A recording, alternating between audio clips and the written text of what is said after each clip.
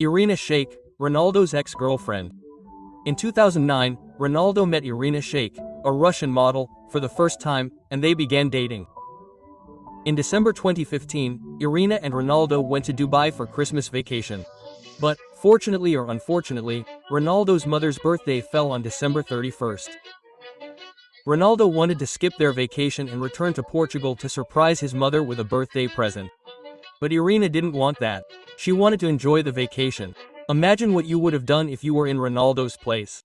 At most, they would have had a brief argument, and within a few hours, everything would have been back to normal, right? But do you know what Ronaldo did? Just because Irina refused to surprise his mother with a birthday present. So Ronaldo literally broke up with her right then and there. In other words, for his mother, Ronaldo didn't even wait 5 minutes to end his 5-year relationship. But now you won't believe that Ronaldo, who held his mother in high esteem, was about to have his mother abort him. She didn't want him to be born. But why? There's hardly anyone in the world who hasn't heard of Cristiano Ronaldo.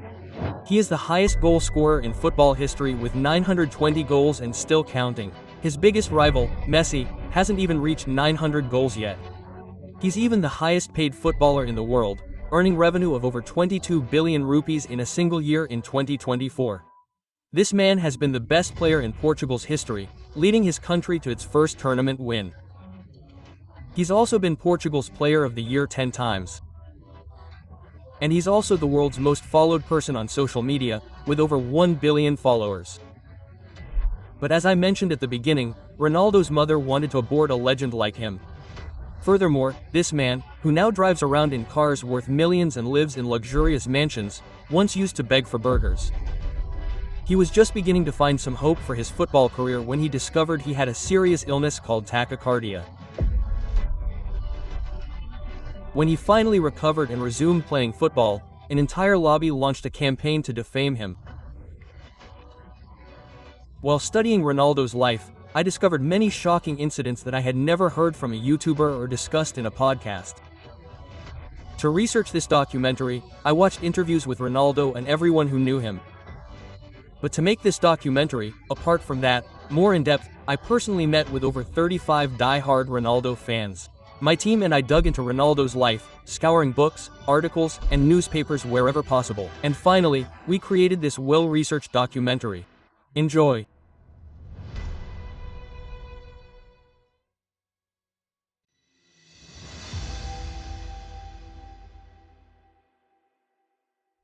On August 21, 2024, Ronaldo shared a reel on his Instagram.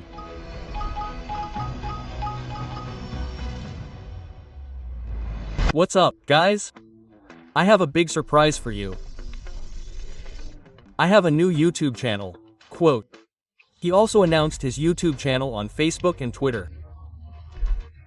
The very next day, influenced by Ronaldo's post, fans around the world began subscribing to his YouTube channel, and new records began to be set one after another on YouTube. 1 million subscribers in an hour and a half. This guy achieved 10 million subscribers within 24 hours and 50 million subscribers within just 1 week. Till date, no YouTuber has been able to achieve this milestone in the entire history of YouTube. Ronaldo is the only person on the entire planet who has been able to do this unexpected and unimaginable thing. This one single thing clearly shows the level of influence this guy has. Ronaldo got 60 million subscribers in just 23 days. And do you know how much time it took the world's biggest YouTuber Mr. Beast to reach here? Listen for yourself. How long? You take to reach 60, probably 13 years. Apart from YouTube, Ronaldo also has 647 million followers on Instagram, which makes him the most followed person on Instagram. Even today, Ronaldo is the only person in the world with over 1 billion followers on social media. And this is why Ronaldo is the world's highest paid Instagram celebrity. You want to believe that Ronaldo charges $3.4 million, 28 crore rupees, for a sponsored Instagram post? And just for your information, Virat Kohli comes in at number 14, charging 12 crore rupees for a single Instagram post. You can pause and see in this table how much other celebrities like Messi, Selena Gomez, Jenner, and The Rock charge per post. Ronaldo's influencing power is such that he can build any brand's image from scratch, or even rebuild an already established brand from scratch. You're likely familiar with the Coca-Cola incident, but for those who don't, let me give you a quick recap, and those who know should listen to it again, because this incident seems fresher the more times you hear it. It was June 2021, during the European Football Championship, and a match was scheduled for June 14th between Hungary and Portugal. Before the match, a conference was held, where Ronaldo, as Portugal's captain, was present. Coca-Cola was the official sponsor of the tournament, so they placed a bottle of Coca-Cola on the conference table in front of everyone. I don't need to explain how disciplined Ronaldo is about his fitness. He spends $1 million annually on his fitness. And he's so health conscious that he never promotes brands like fast food and cold drinks. That's why, when Ronaldo arrived at the conference, he immediately set aside the bottle of Coca-Cola, picked up a bottle of water, and spoke just one word. Agawa is a Portuguese word meaning water. So, knowingly or unknowingly, Ronaldo sent a message to people that they should drink water instead of sugary drinks. This one random act by Ronaldo caused Coca-Cola's market cap to plummet by $4 billion, or around 32,000 crore rupees. Imagine, if this guy could drop the market cap of a well-known brand by 32,000 crore rupees just by moving a bottle, what level of influence would his have? Now, just 2 months after this Coca-Cola incident, we see another example of Ronaldo's influence. Ronaldo may be a Portuguese player, but he has played for several different clubs in his career, including Real Madrid de Juntas, Al Nassr, and others. But out of all these, his favorite club is Manchester United of England, and I love that club. You know, I'm not the kind of guy who forgets the past. Look, Ronaldo played for Manchester United between 2003 and 2009. After that, he left Manchester and started playing for other clubs. But on August 27, 2021, Manchester United tweeted from its official Twitter account, "Welcome home Cristiano." Upon seeing this tweet, excitement spread like wildfire among Ronaldo's fans, and the only discussion among football lovers was that Ronaldo was coming back to Manchester United. But there was a problem. When Ronaldo first played for Manchester, he wore jersey number 7. And not just Manchester, he wears jersey number 7 for any club he plays for. But when he returned to Manchester in 2021, the number 7 jersey was worn by a player named Edinson Cavani. However, because the number 7 is Ronaldo's signature number, Manchester United's management moves Edinson Cavani from number 7 to 21, giving Ronaldo his number 7. As soon as Ronaldo's fans learn that he will be wearing the number 7 jersey, they begin frantically buying jerseys with the number 7. Fans literally form long lines outside stores to buy the jersey. Manchester United sold 46,250 t-shirts in the first 12 hours. Prior to Ronaldo, this record was held by Jack Grealish. When he joined Manchester City, 29,500 t-shirts with his name were sold. Within 24 hours, Ronaldo's number 7 jersey became the highest-selling jersey. Previously, this record was held by Messi when he joined PSG. And not only that, in just 72 hours, Manchester United earned approximately 718 crore rupees from Ronaldo's t-shirt sales. Seriously, this is one of the craziest examples of influence I've ever seen. An even more exciting example is this incident from South Korea. Listen carefully. In July 2019, Ronaldo played for the Italian club Juntas. What happened was that a Korean company called Fasta Publications announced a friendly match between Juntas and Korea's K-League All-Stars. The company marketed the match by claiming that Ronaldo would be in South Korea, and before the match, Ronaldo's fans would be given the opportunity to get his autograph and take selfies with him.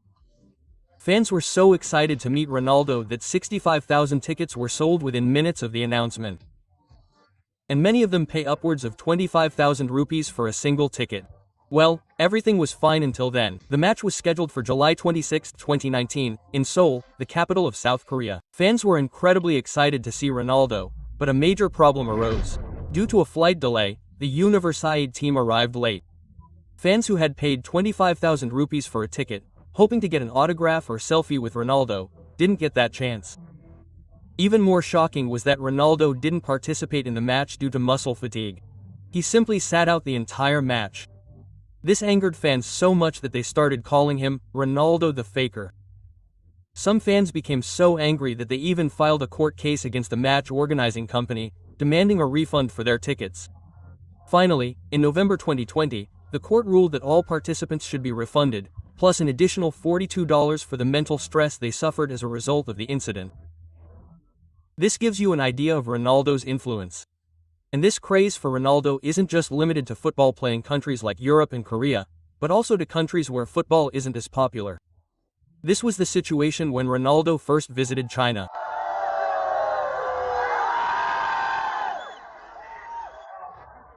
In 2023, when he landed at Iran's Imam Khomeini International Airport for a match, a crowd of fans gathered there, perhaps larger than for any political campaign. And even when he was going from the airport to his hotel, his fans literally started chasing him. And this same craze for Ronaldo exists in India as well. Until Ronaldo was there, I was a real-life fan. This craze and worldwide popularity of Ronaldo is the reason Nike signed a lifetime deal with Ronaldo worth $1 billion. Today, there are only 4 players worldwide with whom Nike has signed lifetime deals, and 3 of them are basketball players. Ronaldo is the only player who comes from a football background. And not only brands like Nike, even the government of a country like Portugal is well aware of Ronaldo's influence. In 2021, the Portuguese government launched a campaign called Visit Portugal to attract foreign tourists to Portugal, and for this campaign, the Portuguese government appointed Ronaldo as the brand ambassador. This campaign was even shown in Times Square in the USA. Hi New York, what's up, Times Square? It's me, Cristiano Ronaldo. After thoroughly studying Ronaldo's life, I began to think that it wouldn't be wrong if Cristiano Ronaldo also used to use the word influence as a synonym. But as I said at the beginning, this guy, who today moves around as a superstar worth crores, once used to beg for burgers. What's his story? So, this takes me to chapter 2 of this documentary. Cristiano Ronaldo dos Santos Aveiro was born on February 5, 1985, to Jose Aveiro and Dolores Aveiro. Many people think Cristiano Ronaldo will have Cristiano as his first name and Ronaldo as his surname, but that's not the case. There's a very unique reason behind this. Ronaldo's mother wanted the child to be named Cristiano, and his father, a huge fan of American actor and former US President Ronald Reagan, wanted the child to be named Ronaldo. So, combining the two names, they named the child Cristiano Ronaldo. Ronaldo had 3 older siblings, and he was the youngest. At the beginning of the documentary, I mentioned that Ronaldo's mother wanted to get him an award, but why? It turned out that Ronaldo's father, a gardener, was an alcoholic and would often physically abuse his mother. Ronaldo's mother lost her mother when she was 5 years old and was raised in an orphanage. Even after her marriage, she supported her family by working as a cook and cleaner. This means she faced very difficult circumstances since her childhood. So, she thought that she already had 3 children and the financial situation was dire. In such circumstances, how would she be able to raise another child? She reluctantly decided to award Ronaldo the award. But fortunately, due to his doctor's disapproval, that wasn't possible. Ronaldo has been playing football with friends at home and outside since he was 7 years old. When he was very young, he probably had 9 years to play at home on the streets. He played just to pass the time. He had no plans to pursue a full-time career in football. But gradually, his interest in football began to grow. As I mentioned earlier, Ronaldo's father was an alcoholic. But let me tell you that his father played a major role in Ronaldo's early football career. Besides being a gardener, he also worked part-time as a kitman for a local football team called Andorrania. Therefore, he had a considerable knowledge of football. That's why, when he watched his son play football, he felt that Ronaldo had a hidden talent.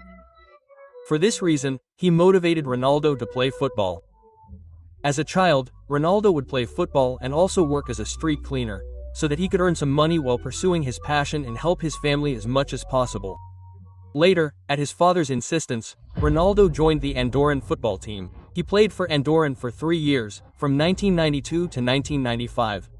However, in 1995, he left Andorran and joined Nacional Club, the largest local football club at the time. For the next 2 years, Ronaldo played for Nacional Club. After playing for these 2 clubs for almost 5 years, Ronaldo's football skills had improved significantly, and now a life-changing opportunity was about to come in his life. But along with it, a major problem was also about to arise. The opportunity was that Sporting CP, one of Portugal's top 3 largest football clubs, was holding 3-day trials to select young players and recruit them to train them from a young age. Fortunately, Ronaldo was selected and joined Sporting CP for a fee of 114,000 rupees. But as I mentioned, along with the opportunity came a significant challenge. Ronaldo, then just 11 years old, left. his home, his parents, siblings, and friends and moved to Lisbon, 967 kilometers away from his hometown, where Sporting CP's training academy was located. After moving to Lisbon, he was able to see his parents only once every 3 months, which was a very difficult task for an 11-year-old. There was a time in my life when I left my job. During that time, Ronaldo didn't even have money to eat. And whenever he felt hungry at night, he had to beg for food. late night 10:30-11 we're a little bit hungry. So we had a McDonald's next to the stadium where we live, and we always go to the back door and we knock on the door when any burgers left. And yes, his problems didn't end there. In fact, this was just the beginning. During his football training, he also studied at a school in Lisbon. But Ronaldo's Portuguese accent was quite different from the local children in Lisbon.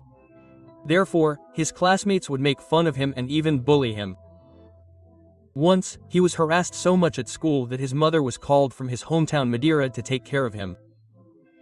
Due to all this, Ronaldo felt very lonely there, and he would even cry alone at times.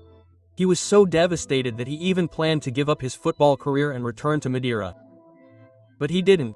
At that time, Ronaldo was 14 years old, and he had a gut feeling that he could easily play semi-professionally. So, after discussing it with his mother and his coach, he made a decision. Instead of quitting football, Ronaldo quit his studies. In other words, the snake was dead and the stick remained unbroken. Now, one problem in his life was solved, but the very next year, an even bigger one arose in his life. Ronaldo discovered that he had tachycardia. Tachycardia is a very serious condition in which the patient's heart beats faster than normal. For example, when a normal person is at rest, their heart beats 60 to 100 times per minute. However, in tachycardia patients, this number remains above 100. Ronaldo underwent heart surgery at the age of 15 to treat tachycardia. Despite these challenges, Ronaldo refused to give up and remained dedicatedly focused on his game, and this dedication was now paying off. Cristiano had been playing for Sporting CP's youth team. In 2002, he was promoted directly from the youth team to the senior team, and that same year, he moved from Sporting CP's B team to the main team. This was the year Ronaldo's senior football career began. This is when the world began to learn that there was a player named Cristiano Ronaldo in the football world. Fast forward to 2025. Today, the whole world knows Ronaldo. He has no shortage of money. He can afford anything he wants. But the undeniable reality is that after a certain stage, a person rises above money and strives to create an impact on society at his own pace. Therefore, Ronaldo still vividly remembers the struggles and problems he faced since his childhood. Therefore, he always strives to contribute whatever he can to improve society. For example, when the 2004 tsunami devastated Indonesia, Ronaldo donated for rehabilitation and reconstruction. In 2015, when the earthquake struck Nepal, he donated almost 50 crore rupees. Ronaldo has also done a lot for his hometown, Madeira. His mother was diagnosed with cancer. When his cancer was later cured, Ronaldo donated 8.2 million rupees to the hospital so that it could build a similar cancer hospital in his hometown of Madeira. In 2010, Madeira was hit by a devastating flood. Ronaldo even played a charity match to raise relief funds. Ronaldo even once donated his awards, often considered a badge of honor for any player, to help people. In 2011, Ronaldo received the European Golden Boot, a prestigious award in football. Ronaldo literally auctioned that award for around 9 crore rupees and donated the entire proceeds. Similarly, in 2017, he auctioned one of his ballers, donating the approximately 4.5 crore rupees it fetched. Not only this, in 2014, the family of a 10-month-old child requested Ronaldo to give them his autographed jersey and boots so that they could auction them off and use the proceeds to treat their son. Upon learning of this, Ronaldo personally went to the hospital and paid for the child's treatment, totaling approximately 6.8 million rupees, approximately $6.8 million, from his own pocket. Even during the COVID-19 pandemic, Ronaldo donated approximately 95 million rupees, approximately $36 million, to hospitals in Portugal. These are just a few stories. You can find countless stories about Ronaldo's efforts to create a positive impact on society. Despite his contributions to society, he has consistently been embroiled in controversy. And this brings me to Chapter 3 of this documentary.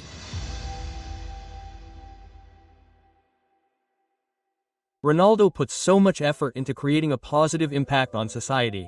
If you carefully study his own life, you'll notice that his entire career has been filled with numerous negative incidents. From rape allegations to tax evasions, legal battles to media trials, his life has always been filled with controversies. In July 2017, news broke that Ronaldo had evaded taxes worth approximately 111 crore rupees, approximately 1.1 billion rupees, between 2011 and 2014. The case then went to court, where Ronaldo received a 2-year suspended prison sentence. This meant he wouldn't actually go to jail, but he would remain under probation, and if he ever did something like this again, he would face jail time. Along with the suspended prison sentence, he was also fined approximately 1.4 billion rupees, approximately 1.4 billion rupees. This was later reduced to 124 crore rupees through negotiations with Spanish authorities. Ronaldo manages to settle this case, but at the same time, a rape investigation begins against him in the United States. This particular case makes his life difficult for the next 5 years. Ronaldo himself explains that, beyond his football career, this specific case was the most difficult moment of his life, and it literally traumatized his entire family. I'm not going to forget. That 2018 was probably the most difficult year. This case is very complicated. Listen to it carefully. So, the story begins in April 2017 when a German media company called Der Spiegel publishes an article alleging that Ronaldo raped a woman in Las Vegas in June 2009 and even offered her some money to keep quiet. According to this article, the woman filed a case against Ronaldo at the Las Vegas police station the day after the rape. However, she did not disclose Ronaldo's name or the hotel's location. She was obviously afraid of Ronaldo's celebrity power and feared that if she leveled allegations against him, she would face severe public backlash. Even this fearful article does not reveal the woman's name. After all this, the woman hires a lawyer from a law firm. In January 2010, Ronaldo and his legal team hold a meeting. The woman and her family are present at the meeting, but Ronaldo does not attend. Negotiations begin, and ultimately, Ronaldo's legal team pays the woman 17 million rupees, approximately 17 million rupees, and secures an out-of-court settlement. But in return, the victim is made to sign an agreement that she will never raise these allegations publicly. In essence, Ronaldo's legal team paid off the woman and silenced her. Everything was now settled. However, with the release of Der Spiegel's article in April 2017, the case comes back into the spotlight. In response to this article, Ronaldo's agency, Justified, releases a statement, denying all the allegations against Ronaldo and dismissing Der Spiegel's article as mere journalistic fiction. However, on September 29, 2018, Der Spiegel publishes another article, this time revealing the woman's name, Catherine Myoga, an American teacher. From here, the case takes a new turn. On October 2, 2018, at the victim's request, Las Vegas police reopened the case and began an investigation, and the matter became increasingly intense. Ronaldo himself acknowledged that the incident had occurred between them. It was consensual, and whatever I did was with Catherine's consent, he said. Regarding the reprisals against Ronaldo, Ronaldo claimed that an intentional defamation campaign was being waged solely to defame him. So, hearing this from Ronaldo raises the question, if all this was consensual, why did Ronaldo's legal team pay the victim? If it wasn't his fault, what were you afraid of? Ronaldo's lawyer had come forward and stated that paying the money didn't mean they accepted Catherine's allegations. In fact, by paying the money, we wanted to end this case as quickly as possible. This news could have damaged Ronaldo's public image, which he had worked hard to build over the years. This was Ronaldo's side, but Catherine's lawyer had to prove in court that whatever happened between Ronaldo and Catherine that night was not consensual at all. In fact, Ronaldo had forced himself on the victim, but they were unable to prove this. Therefore, in July 2019, Las Vegas prosecutors declared that all of Catherine's allegations were nothing more than reasonable doubts, as in 2009, she had not even revealed Ronaldo's name or the location of the hotel. Consequently, the police were unable to collect proper evidence against Ronaldo, nor was any meaningful investigation conducted in this case. Therefore, due to lack of sufficient evidence, all allegations against Ronaldo were dropped, and the case was finally out of Ronaldo's life. You might think so. But wait, in September 2018, Catherine again filed a civil suit against Ronaldo, demanding compensation of around 500 crore rupees. However, in October 2021, the court dismissed the suit, stating that Ronaldo had not done anything illegal at the time of the 2010 settlement. Following this, in June 2022, the Nevada District Court also dismissed Catherine's case. Numerous images of Catherine and Ronaldo surfaced in this case, showing them dancing comfortably. These images are from just hours before the night of their encounter. Seeing these images, many people said that whatever happened between Ronaldo and Catherine was consensual, while others also said that Ronaldo had forced himself on Catherine. By the way, what are your opinions on this? Let us know in the comments. Besides this particular case, Ronaldo was also charged with 2 other cases. The first is from Scotland. In November 2005, the UK's Scotland Yard Police submitted a file to the Crown Prosecution Service, CPS, stating that 2 men had raped someone in a central London hotel on October 2nd. Ronaldo was subsequently summoned to the police station, questioned, and then sent away. A Scottish Yard spokesperson then stated that there was no evidence of rape against Ronaldo, declaring him innocent and releasing him.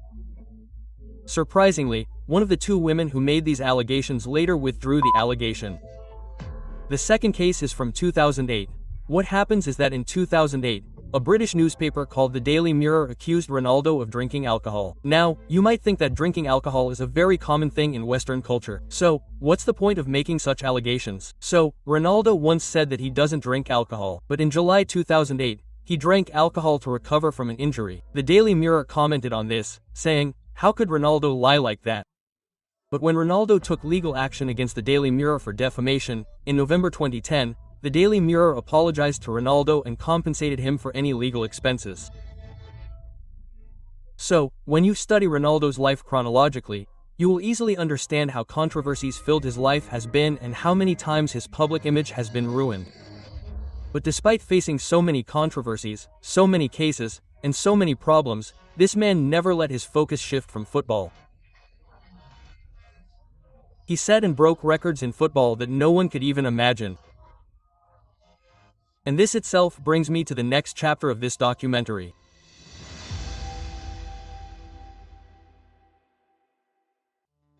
Ronaldo's career begins with Sporting CP. He was the first player at this club to play for the under-16, under-17, under-18, and even the men's team in the same season. Basically, Ronaldo was assigned to one team, but due to his insane performance, he was promoted to the next team.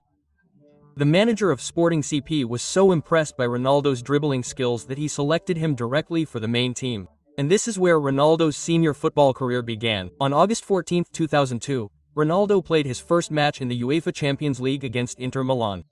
UEFA is similar to the Asian Cricket Council, ACC, that organizes Asian cricket. All ACC countries come from Asia, while 52 of UEFA's 55 countries come from Europe alone. UEFA is an organizing body that organizes numerous competitions at the national and club levels. At the national level, national teams from different countries participate. At the club level, the Champions League is the most popular, with many different clubs from these 55 countries participating. To put it simply, it's like India has the IPL and Pakistan has the PSL. Different countries have their own leagues. Similarly, football has its own league, like Spain's La Liga, England's Premier League, Portugal's Premier Liga, and so on. Local clubs participate in all these leagues. In August 2003, Ronaldo was playing for Sporting CP in one such league and defeated Manchester United. The Manchester United players were so impressed by Ronaldo's performance in this match that they requested their manager, Alex Ferguson, to bring Cristiano Ronaldo to Manchester United. Ferguson then paid Sporting CP a transfer fee of around 93 crore rupees, approximately $1.93 billion, securing Ronaldo's transfer to Manchester United. By that time, Ronaldo had become one of the most expensive teenagers in English football history. This marked the beginning of Ronaldo's journey to Manchester United in the UK.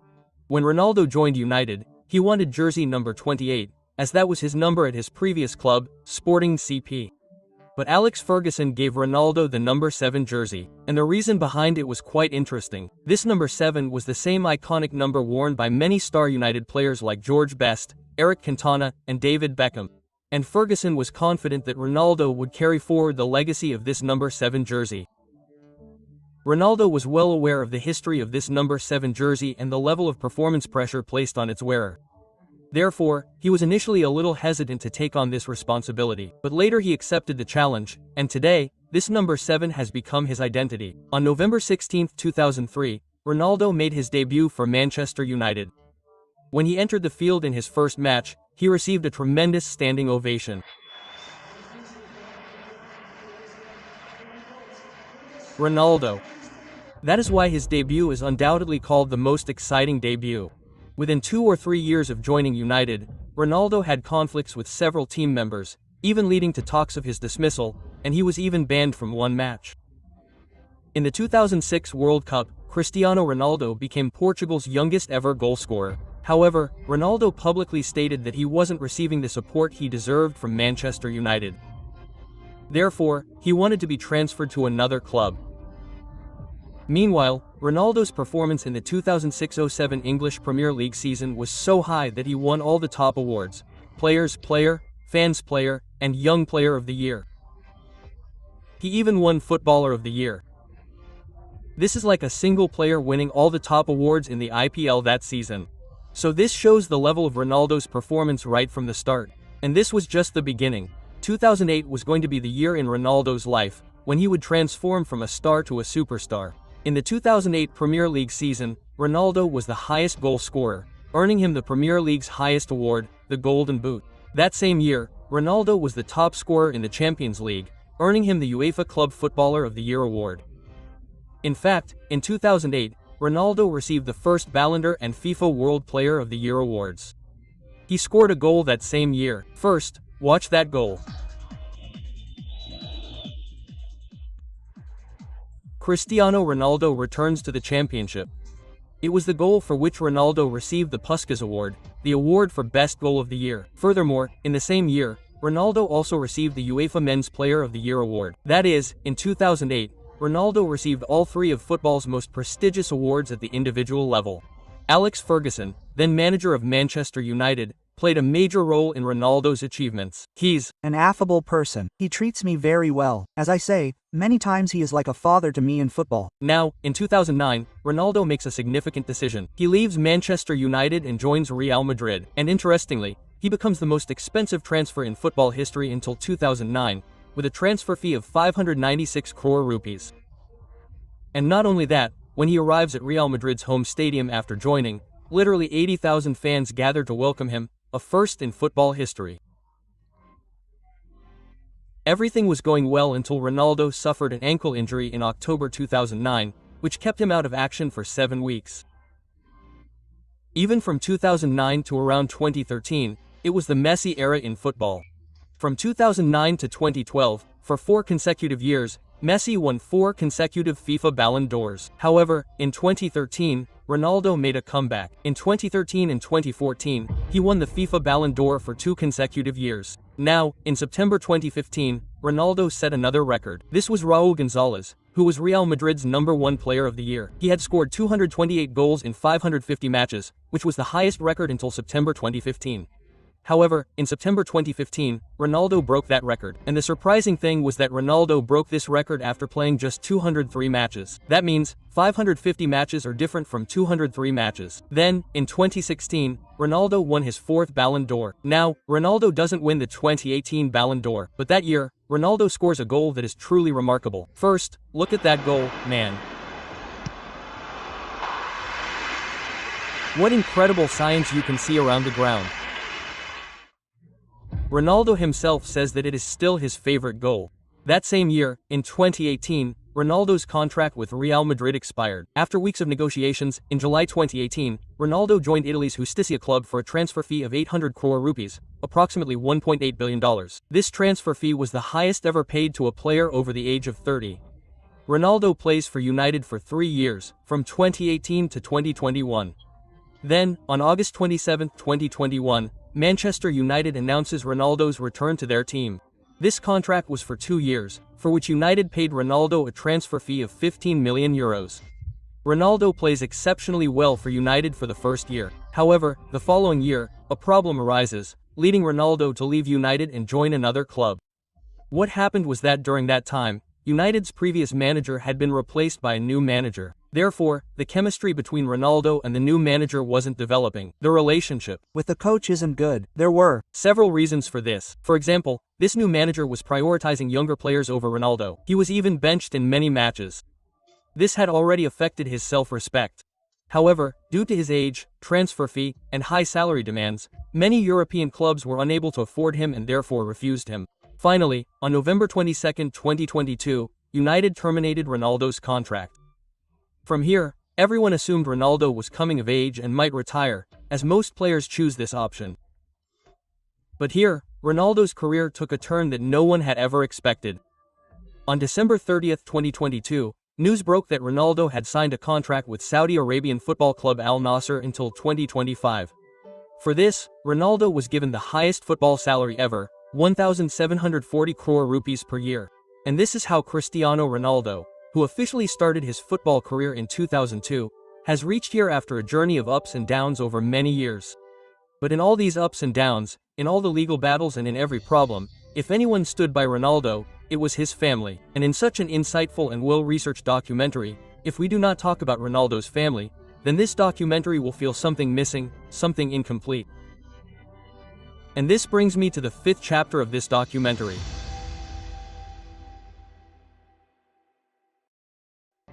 As I already mentioned, it was Ronaldo's father who first encouraged Ronaldo to play football. When Ronaldo was young, whenever he scored a goal, his father's reaction would be something like this. My father was so proud of me. A few goals, ask goals, and the next day it's coming in the paper like a small part. And he was so proud he put it in the newspaper and showed all his friends in a neighborhood. Ronaldo's senior football career had just begun in 2002. And just 3 years later, in September 2005, his father's liver failed due to excessive alcohol consumption, and he died. His father even went to England to seek treatment for Ronaldo, but by then it was too late, and he died at the age of 52. Ronaldo was only 20 years old at the time, and it was obviously a heartbreaking moment for him because, even though his father was an alcoholic, he had done everything he could for him. In 2004, his father gave an interview, and when Ronaldo saw it for the first time, he literally started crying in front of the camera. I tried, I never saw the video. It's really too emotional. Okay, let's get back to the video. You know that in most European countries, children live separately from their parents after they grow up. But Ronaldo still keeps his mother with him. In an interview, when Ronaldo was asked, "What would your reaction be if a friend doesn't respect your mother?" Ronaldo's answer was, "He's never going to be with me next to me because of security and make him sleep." Quote. And you learned how attached Ronaldo was to his mother at the very beginning of this documentary, how Ronaldo broke off his 5-year relationship in 5 minutes for her. Now, when we're talking about Ronaldo's personal life, it's natural to talk about his relationships, right? Ronaldo has dated many models, TV anchors, and famous celebrities. And in 2009, he met Russian model Irina Shayk. We already discussed her at the beginning of the video. But after Irina, Ronaldo fell in love with a woman who worked at a Gucci store. In 2016, Ronaldo met Georgina Rodriguez at a Gucci store in Madrid, and they began dating. Georgina initially wanted to be a ballet dancer. However, due to her family's financial difficulties, she later decided to pursue modeling. She later went to London to study, and after returning, Georgina moved to Madrid. There, she faced significant financial difficulties, and with Ronaldo's arrival, her life completely changed. Ronaldo often used his luxury cars to pick her up from the Gucci store. Once, he even drove his buggy. Seeing this, all of Georgina's co-workers were stunned. They couldn't believe that while they all travel by bus, their co-worker was traveling in a Bugatti. Fast forward to 2025, Georgina and Ronaldo have lived together for 9 years, from 2016 to today. They even have 2 children, but they haven't married yet. The reason why they haven't married is known only to Georgina and Ronaldo. Yes, for those who don't know, Ronaldo has 3 more children, all 3 of whom were born through surrogacy. Who is their biological mother? He hasn't revealed this to date. Of these 5 children, Cristiano Ronaldo Jr. is Ronaldo's eldest son, whom Ronaldo is currently training to become a footballer. This was Ronaldo's family story. But now let's move on to the most powerful and final chapter of this documentary.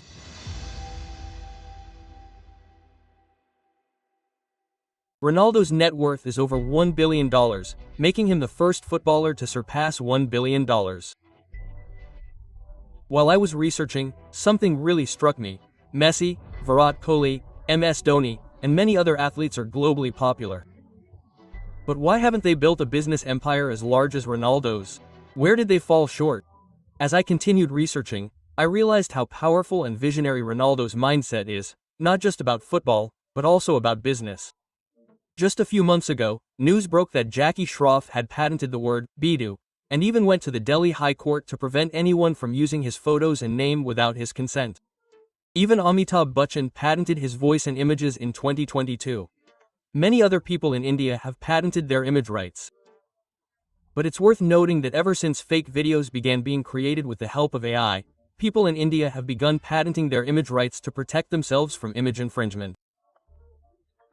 But do you know when Ronaldo patented his image rights? In 2009, that is, 15 years ago, and unlike most other celebrities, he patented his image rights not to protect himself from image infringement but to build his own business empire. In 2009, when Ronaldo joined Real Madrid of Spain, a mutual agreement was signed between the club management and Ronaldo, stipulating that any earnings generated through Ronaldo's image rights would be shared between the club and Ronaldo. Just for information, image rights cover a player's image, name, signature, nickname, and voice, among other things.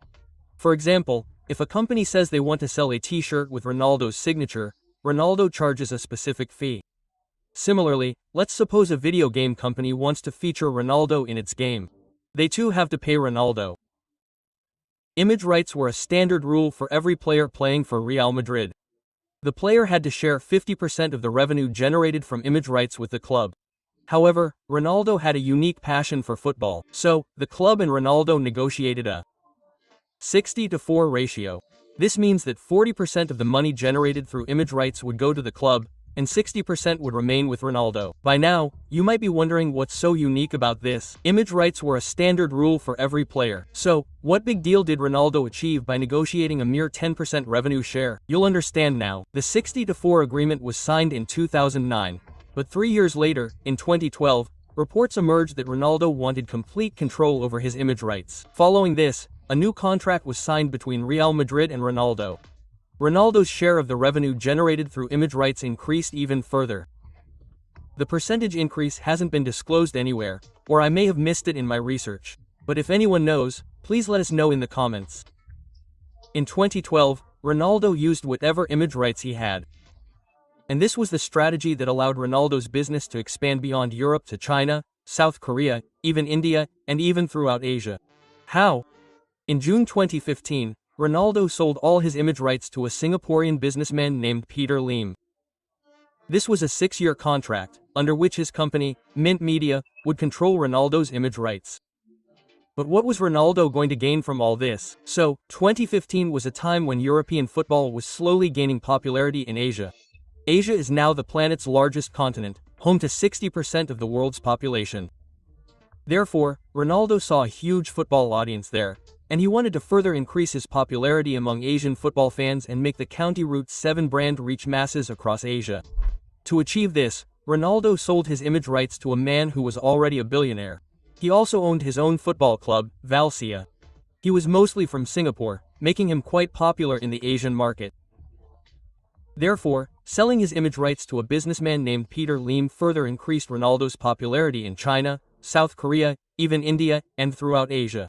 Because of this single deal, Ronaldo has become the most popular football player in China for several years. Chinese fans know Ronaldo as C-Lo, which means C means Cristiano and Lo means Ronaldo. Even in India, Ronaldo has millions of die-hard fans. As Ronaldo's popularity grew in Asia, his Instagram followers also grew at the same pace. And this single thing completely changed Ronaldo's business game. How? When this deal was signed with Peter Lim in 2015, Ronaldo had only 35 million followers, and he was ranked 10th worldwide. At that time, no one could have imagined that Ronaldo would later become the world's biggest Instagram celebrity.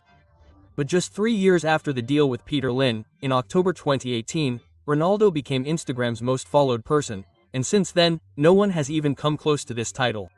To understand Ronaldo's business mindset, I studied his social media very precisely. I analyzed many of his posts very closely, and after that, I observed a very unique pattern in his content. Look at these photos. These posts are all football related and have an average of 6 to 7 million likes. But now look at these photos. These photos are lifestyle and fitness related and have an average of 15 to 16 million likes. This means that even though Ronaldo is a footballer, he knows very well that not everyone in the world will be a football lover. Therefore, Ronaldo has primarily divided his social media into 4 types of content: football, fitness, luxury lifestyle, and sponsored posts. This means that even those who have no interest in football will come to see his aesthetic fitness, school personality, personal life, supercast, and luxurious lifestyle. This is what makes Ronaldo's brand County Route 7 soar. But how? So, even if someone isn't particularly interested in football, Ronaldo's lifestyle inspires them. And using this subtle observation, Ronaldo has primarily divided his entire business into two categories. One is premium fitness and the other is premium lifestyle. Let's talk about premium fitness first. This is a company called Vape, which makes premium fitness bands. Even their lowest priced band starts at 4,200 rupees. And this is just the one-time cost of the band. Additionally, you have to take a separate subscription of around 2,600 rupees per month. Ronaldo has invested heavily in this company and is also its global brand ambassador. In 2016, Ronaldo partnered with Crunch Fitness of the USA to launch gyms called County Route 7 Fitness by Crunch. Today, Ronaldo's gyms operate in over 300 locations across the US, Canada, Australia, and Spain. Ronaldo has also launched a mineral water brand called Urju, a 1.5-liter bottle of which costs 4,000 rupees. Ronaldo has also partnered with Avon Nutri of Brazil to launch advanced recovery for athletes. This company's compression boots, massage guns, and light therapy boots help athletes with their training and recovery.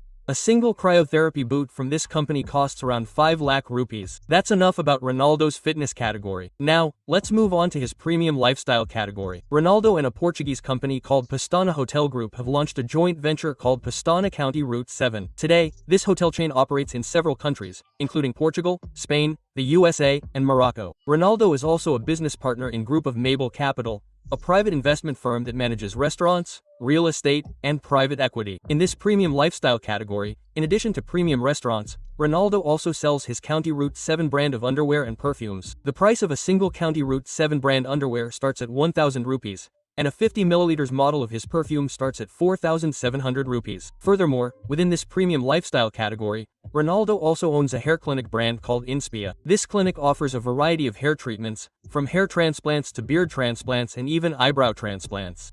Inspira is Ronaldo's latest business venture, headed by his girlfriend, Georgina. Ronaldo has cleverly leveraged his social media dominance to build an entire business empire around it, a feat not every athlete can achieve.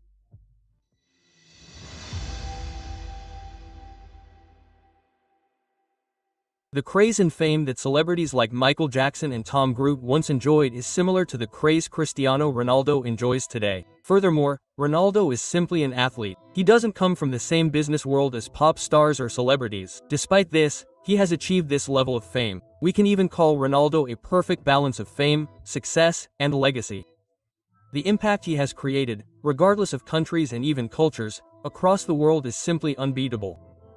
There's an airport in Portugal named after this man. UK Best magazine even gave Ronaldo the title of sexiest man alive. Not only that, but 2 wax statues have been made of him. Ronaldo even has his own museum called CI7. Now, look, the title of world's most followed person on social media that Ronaldo holds today may go to someone else tomorrow. But the love, admiration, respect he has in his country, and the global stardom he has achieved based on his talent are undeniable. When I spoke with numerous football fans for researching this documentary, many of them believe that Messi could easily overtake Ronaldo. So, what do you think? Who is the best, Ronaldo or Messi? Or do you have another name in mind? Let us know in the comments. And yes, if you are new to the channel, then subscribe because many more such new documentaries are going to be released on the channel.